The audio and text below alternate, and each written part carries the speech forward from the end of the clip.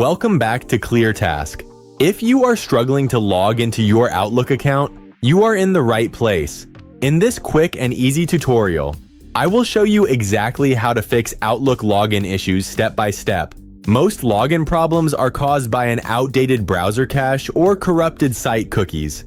Here is the most updated method to clear them out and get your account working again.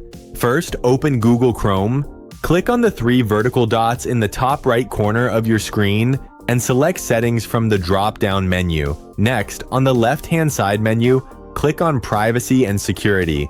From here, select Clear Browsing Data. Make sure the boxes for cookies and other site data and cached images and files are both checked. Then click the Clear Data button. To ensure we completely remove the glitch, we need to clear Outlook's specific site permissions. Go back to the Privacy and Security page. Click on Site Settings, then scroll down and select View Permissions and Data Stored Across Sites. In the search bar at the top right, type the word Microsoft. Click the trash can icon next to any Microsoft or Outlook-related data to delete it. This forces the browser to start fresh and clears any broken login loops. Finally, close your browser completely, reopen it, and navigate back to Outlook. Try logging in again, and it should now work properly.